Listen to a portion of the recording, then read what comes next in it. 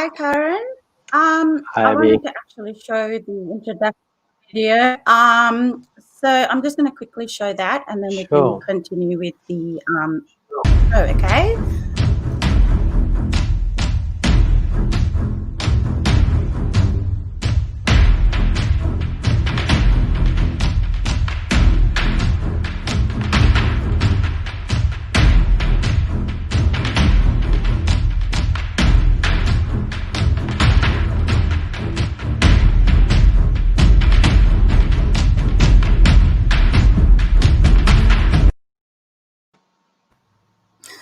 I'm just those letters behind your name. Fascinating. It's a good introduction video. Thank you. Flattering. Yeah.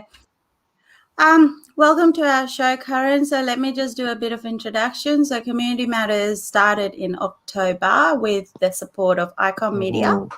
I'm Abby, as you already know. So I just wanted to actually talk about the topic mental health and support networks today. Yeah.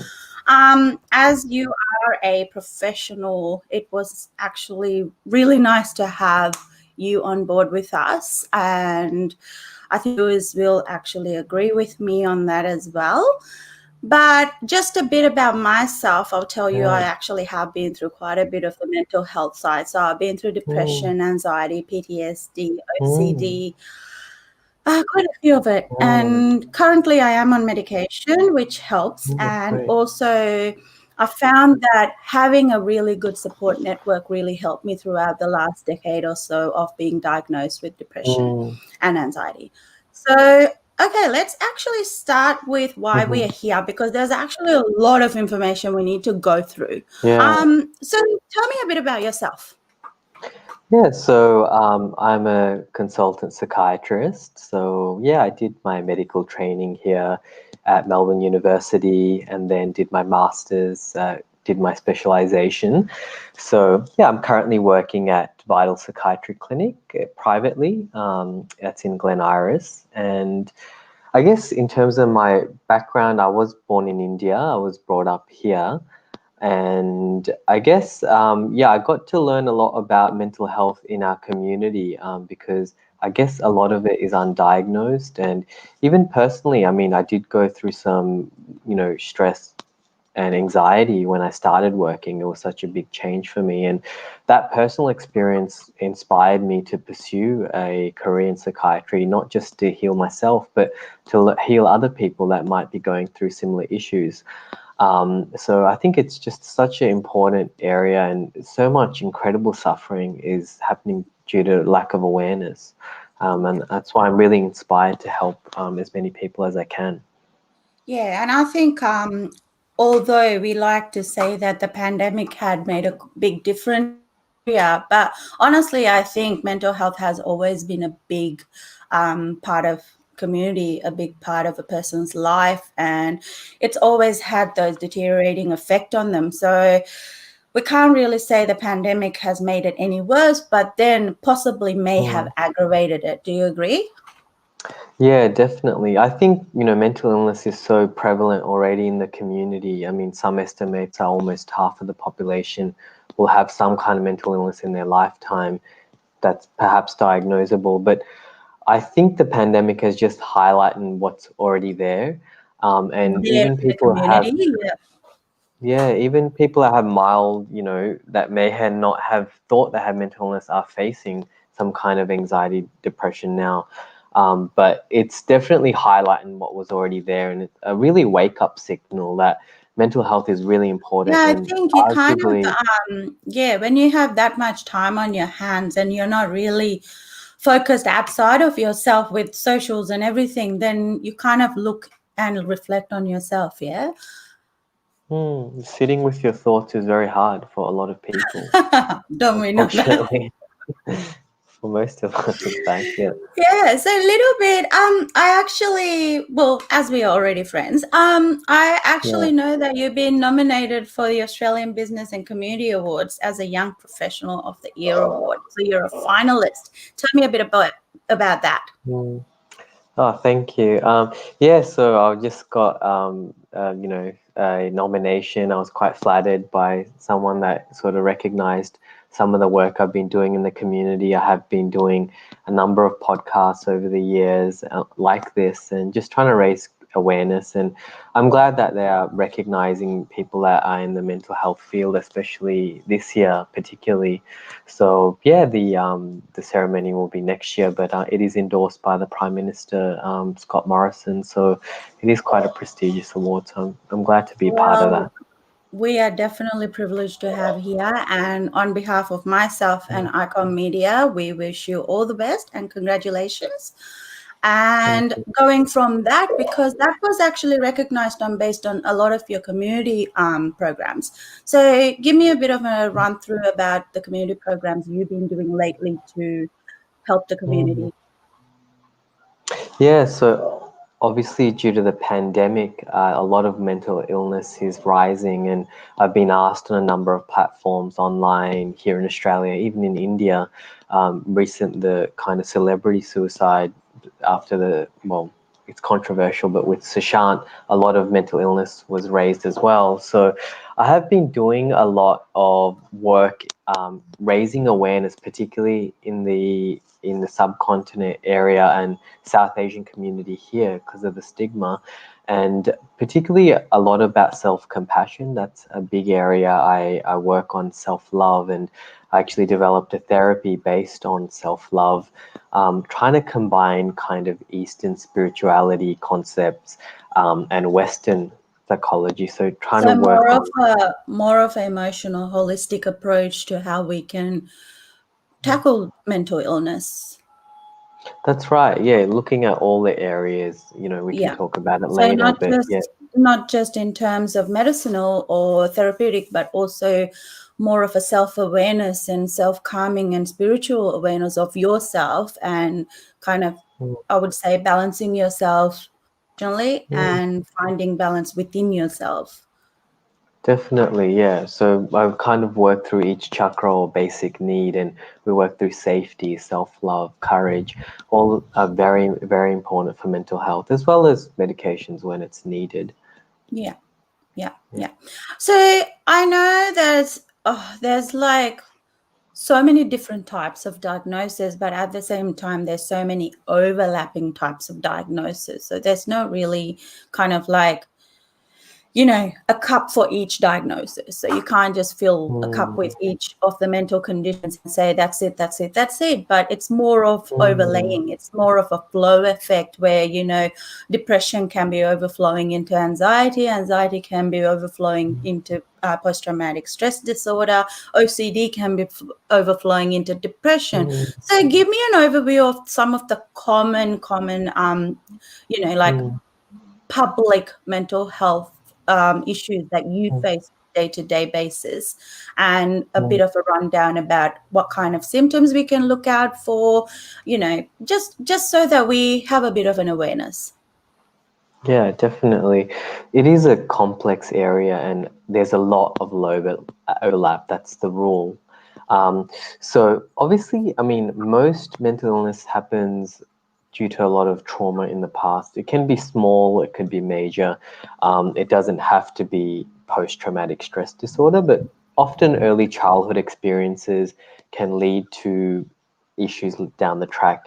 And anxiety disorders are probably one of the most common disorders. So, and a lot of it often comes with this inner criticism or this inner anxious type of voice in our head that thinks like worst case scenario always.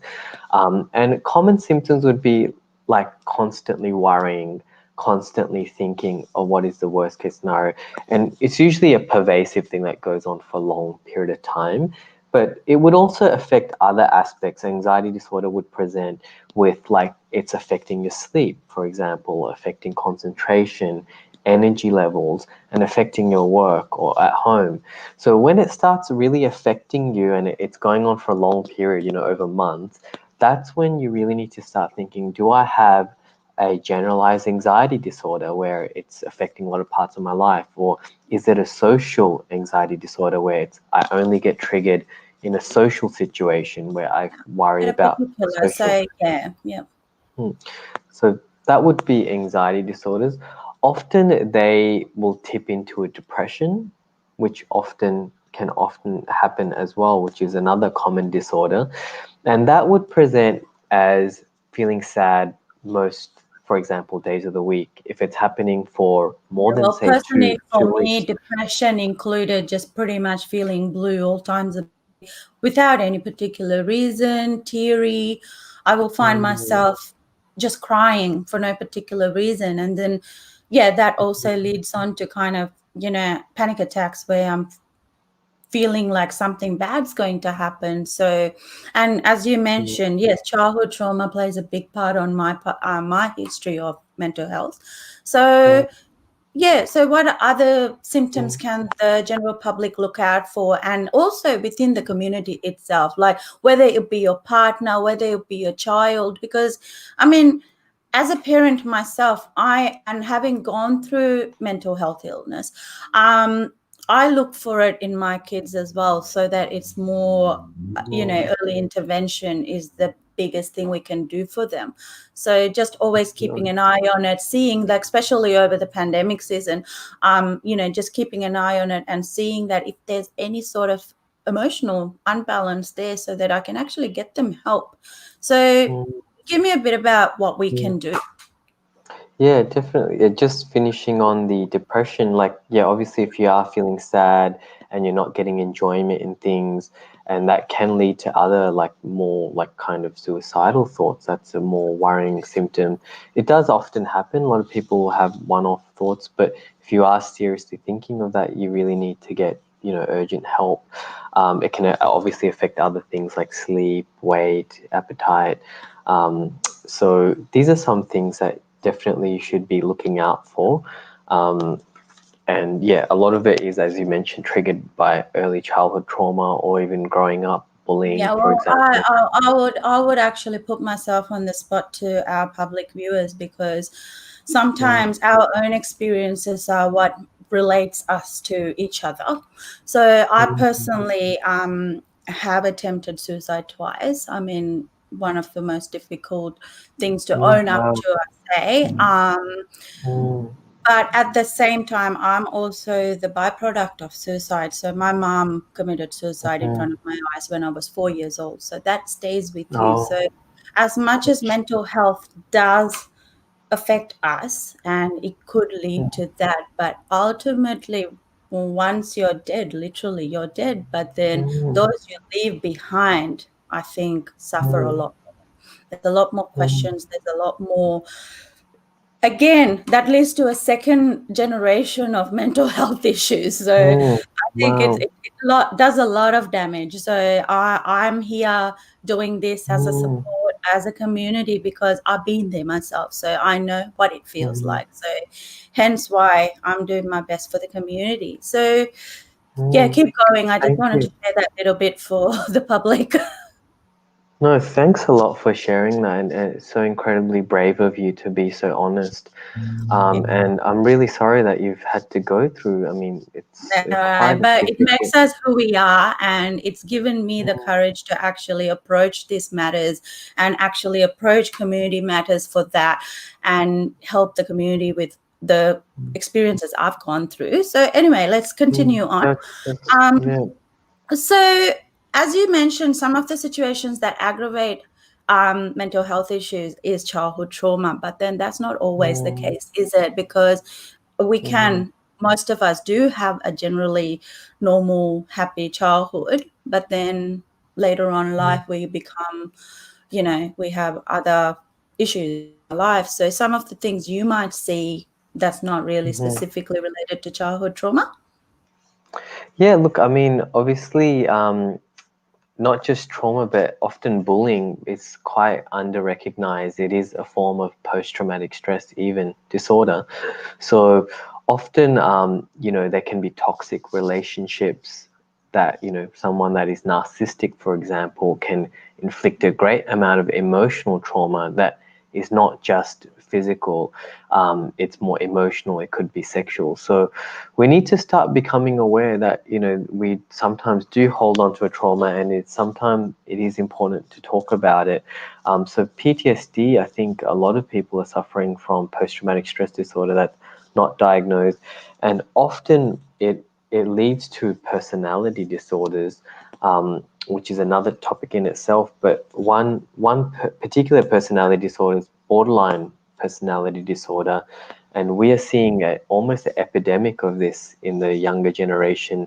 It can look more obviously like, you know, particularly females self-cutting, even males like cutting, for example, and that is a form of self-harm. But often these people have dysregulated emotions. That's meaning they can cry easily or get angry easily, and they get this really deeper fear of abandonment, which basically comes from this not feeling loved, and it can present in a number of ways that are sort of unstable. So it is I treatable, think but it's also a level of acceptance, isn't it? That people accept you for who you are, regardless of what you're going through emotionally, physically, or psychically, even. So it's about being mm, accepted for the person you are and then being loved for who you are.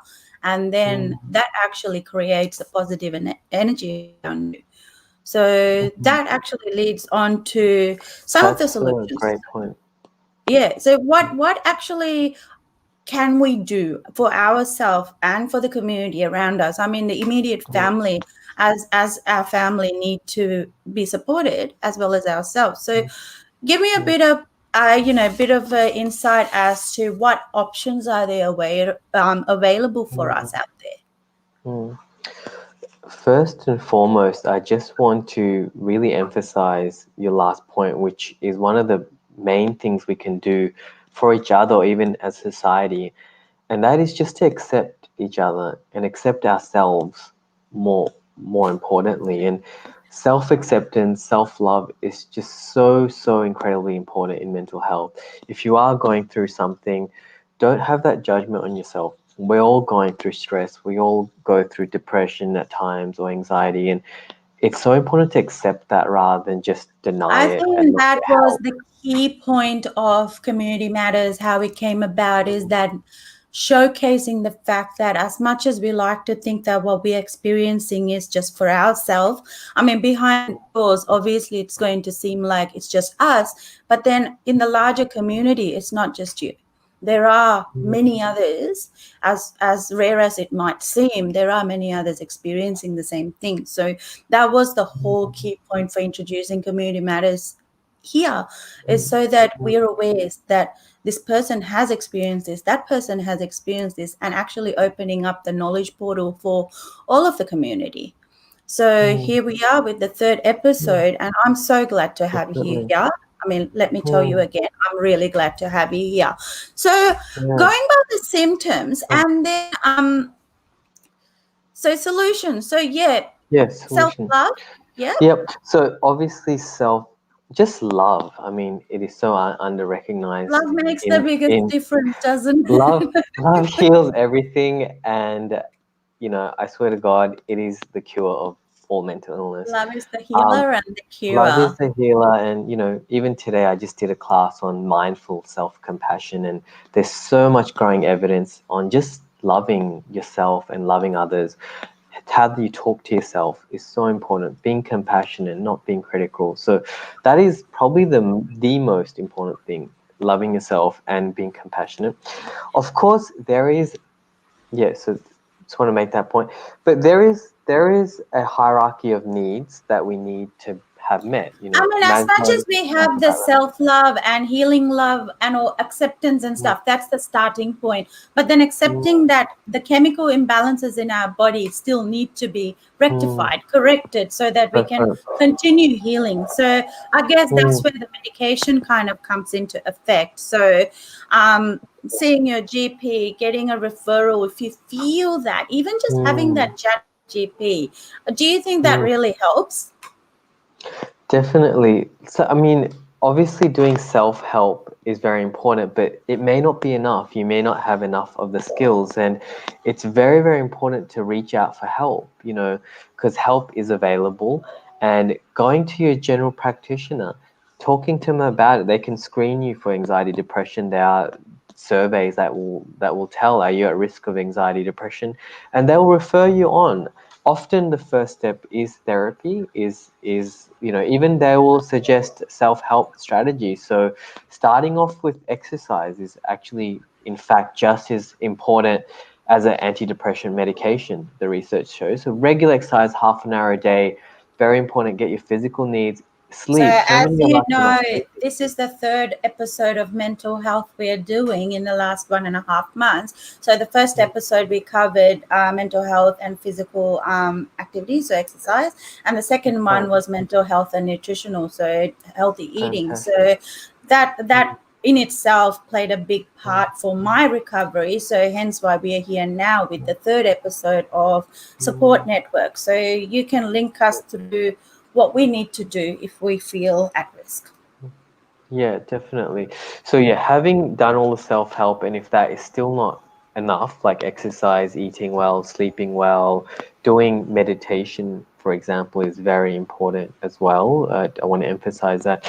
Um, but if that is still not helping, go to your general practitioner, and usually the first step will be trying therapy with a psychologist. That is someone that does talking therapy, and that's very has a lot of evidence. A cognitive behavioral therapy, you can get referred to see a psychologist, and you can get at least 10 sessions.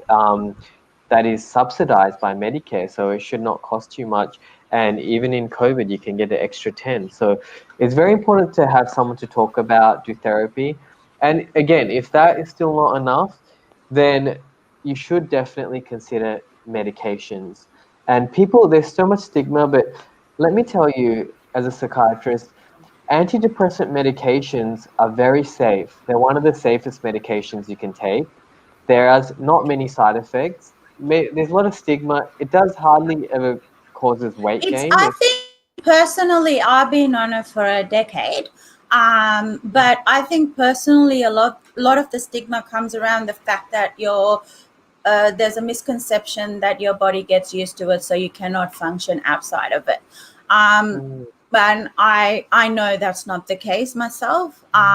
But then really for me, my concept, my mindset is on the fact that personally, this is my opinion, is mm, on the fact that if I can take a tablet and the help I need from outside, mm, from my networks, and then live a really good life, then so be it. mm, Because you know what? mm, Ultimately, I only have one life to live. I mm, can't take 5 years to recover from this on my own and then mm, start living my life, because that 5 years would mm, have been just wasted completely. So this is my personal opinion. This is how I look at mental health issues for myself. But mm, then obviously the community at large is different. So coming from a very, mm, I would say from our community background, is that mental health has a lot of mm, stigma and a lot of mm, drawbacks and a lot of stigma and judgments attached to it. So I think this is where we're working on breaking all those ices, breaking the mm, barrier that actually mm, stops us from understanding and learning what it is to go through mm. mental health. So awareness is the key. Yeah, So in yeah. saying that, so I actually had a very big question, because I've always wondered Hmm. about this. What is the Yeah, difference between a psychologist and a psychiatrist?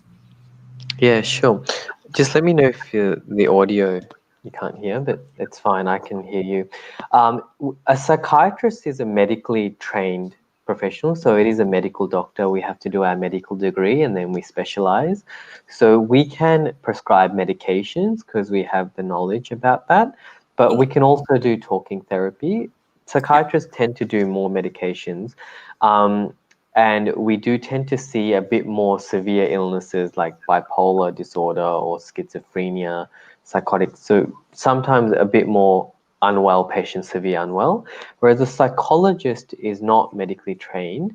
So they usually have done a degree and then they do a master's in psychology. And they do mainly or only talking therapy.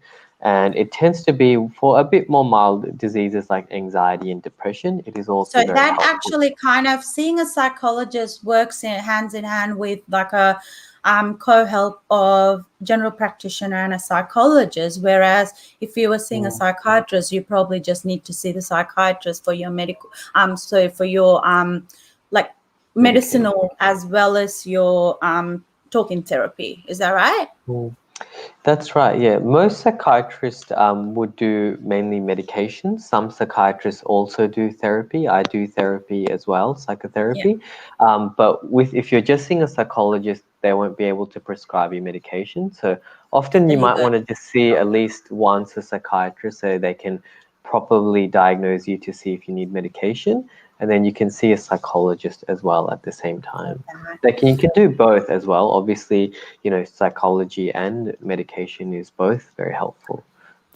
And I found that there's other one main factor that actually affect recovery as a thing, social Mhm, aspects. So yes, you have your self-help, then you have your medicine, then you have your therapy, but then mhm, having that close contacts, close family, friends, understanding what you're going through, giving you their mhm, support, actually accepting, again coming back to the self-help needs, mhm, accepting that you are going through a difficult time plays a big part. So can you actually talk us through, so the public awareness is there, that when someone is actually going through a mental health illness, they're not mhm, making up things, they actually are needing that mhm, support from them?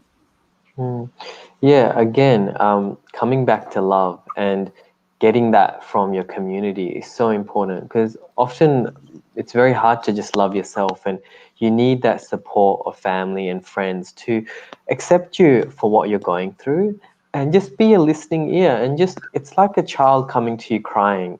You need to be there to just listen to that child, give it a hug, and give it some love and compassion. That's how you heal the child so it can go out and play again. So we should offer that to our friends and more importantly to ourselves. So Yeah, yeah, I think family and friends so important.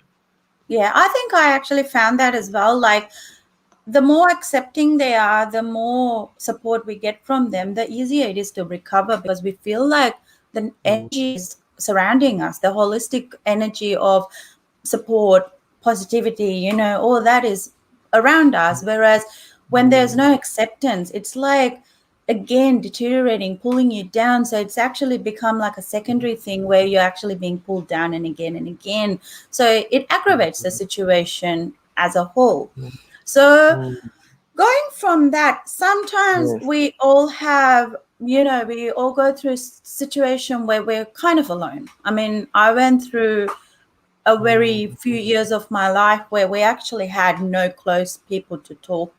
So I found that there was a few services available to us. You know, anonymously, even, if you don't want mm, to disclose your personal information, there are a few services. So, we live in a land of very well developed technology, phone services, internet services, even chat mm, services. So I mm, found that there is quite a few services available to us where we can find some relief, immediate relief from your thoughts. So can you mm, run us through some of these programs that's available to the community? mm. Yeah, definitely. So if you are looking, for some, if you're in urgent need of help or if you're feeling suicidal, obviously there are free 24/7 hotlines you can ring. For example, Lifeline or Beyond Blue is a very big service that you can get a lot of support from. And even on the website, there's a lot of group chats you can do on there about people sharing their experiences.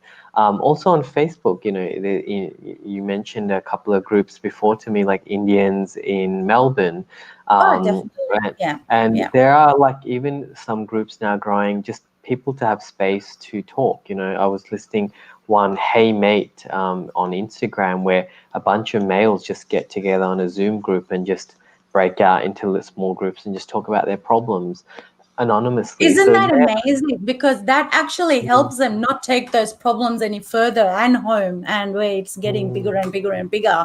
It's like mm, what they say, cutting it at the grassroots is so true, because when it's a seedling, when your problem is such a seedling, pulling it out mm, by the roots is so much easier than when a fully mm, grown tree and you have to chop it down. Like literally, it's like a work and a mm, half after that. So I do think that as a community, we need to stick together and also face these issues before it escalates.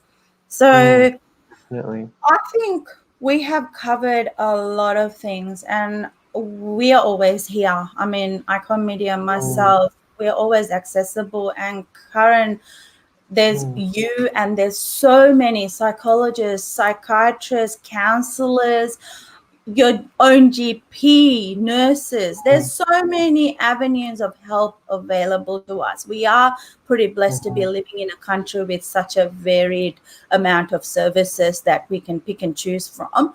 So, mm, just what could you say to the public, the general public, in terms of mental health, like just as a final mm. goodbye before we come back again another time to go a bit further into this?